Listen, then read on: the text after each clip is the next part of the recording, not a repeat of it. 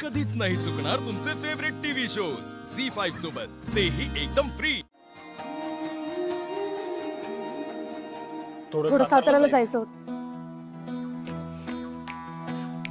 ते पाहुण्यांना मानपानाचं पोषक घ्यायचं राहिलेत ना, ते आणायला जायचं. महिला तुरुंगात मेडिकल कॅम्प आहे ना, त्यासाठी जायचं होतं. काय झालं? तुरुंगात नाही म्हणजे तुला कुठंच जायला कधीच नाही अडवणार, पण तुरुंगात तुला काय झालं गेलं तर. सूर्य अरे तिथे पोलीस असणार आहेत आमची काळजी घ्यायला, त्यामुळे सगळं अगदी कडेकोट बंदोबस्तात असणार आहे. आणि ती जी संस्था आहे ना, ती एक चांगलं समाजकार्य करणारी संस्था आहे. सो तू अजिबात काळजी करू नकोस. मी नाही काम करते, मी तेजूला फोन लावते आणि वाटेत माझं मेडिकलचं सामान आणायला सांगते. चालेल ना? पळल.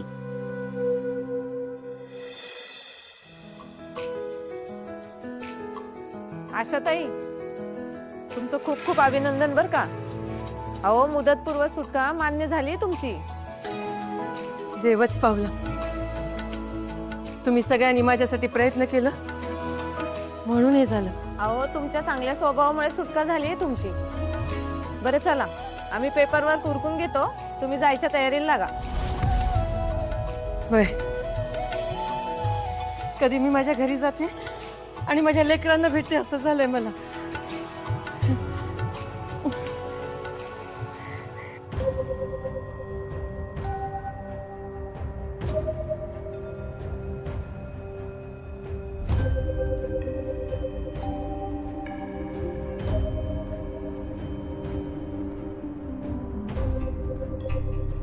धनु दीदी, काय झालं? भागू, मला लई टेन्शन आलंय. कसलं? इंग्रजीचं? नाही, दादाचं. नुकतंच अक्काचं लग्न झालंय, आता माझं होईल आणि मग राजूचं. एवढ्या सगळ्यासाठी पैसा कुठनं जमवणार ग तो? सगळ्या जबाबदारीचा भार ना त्याच्या एकट्याच्या खांद्यावर येऊन पडलाय बघ. असं कसं? आपण करू की त्याचा भार हलका.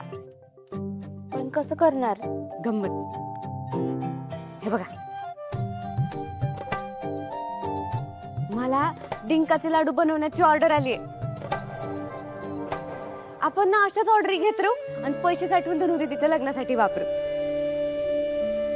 हा, आता लग्नाचा सगळा खर्च नाही निघणार आहेत ना, पण थोडा तरी भार हलका होऊच शकतो, नाही का धनु दीदी? चालतंय, करू. करूया आपण. हो.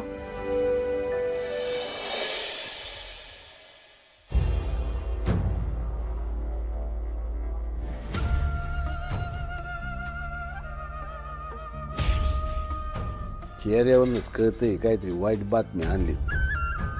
थांब थांब थांब, वाईट चहा पिऊ दे मग बोल.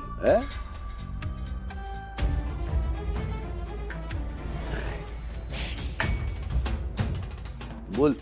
डॅडी, अहो जेलमधनं आपल्या खबरीचा फोन आला होता. ती म्हणत होती की आज आशाला घरी सोडणार आहेत. हे कसं झालं? अहो, तिची वर्तणूक चांगली आहे म्हणून मुदतपूर्व तिची सुटका होती.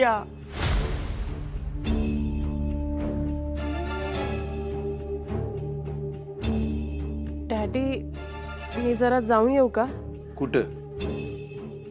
ते तुळजावहिनी तिची बॅग इथेच विसरून गेली आहे. तिला ती अर्जंट हवी होती. जावई बापू येऊन घेऊन जातील. तुम्ही कशा पाहिजे जाताय? यात तिचं मेडिकलचं सामान आहे आणि तिला ते अर्जंट हवं होतं. मेडिकलचं सामान? कोण आजारी आहे? नाही, आजारी नाही. ते जिल्हा महिला तुरुंगात मेडिकल कॅम्प आहे ना, तर तिला तिकडे जायचं होतं. दादा आणि वहिनी दोघे सातारला निघाले. वाटेत भेटून त्यांना ही बॅग हवी होती. तर डॅडी, मी जाऊन येऊ का? डॅडी, जाऊ ना? जा. येते.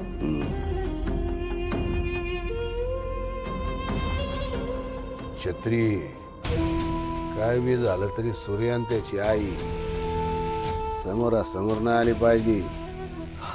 नाही तर आपला खेळ खलास. गाडी काढ लवकर.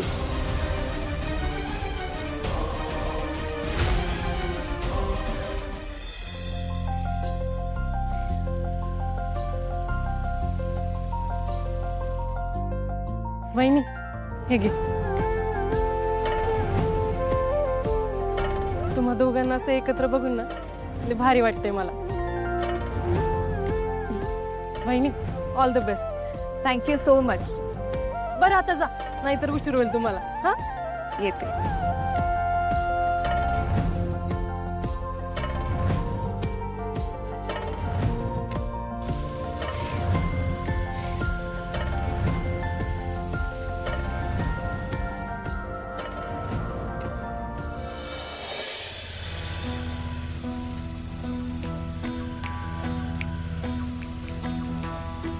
जवळ जा. तू अजून मला माफ केलं नाही ना? आता हे काय मध्ये मला माहिती आहे ना, मला नाही अजून माफ केलेलं. केलंय? अरे कधीच माफ केलंय. होय, मग अशी का बसलीस? नवरा बायको काय असं बसतात का? बस नाही, तू नाही अजून माफ केलं तर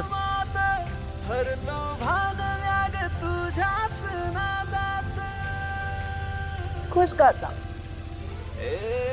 हा, आता माफ केल्यासारखं वाटतं.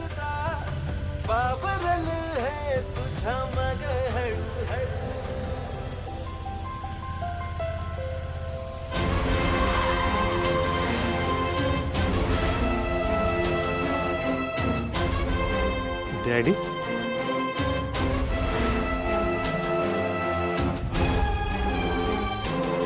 डॅडी इथे काय करतात?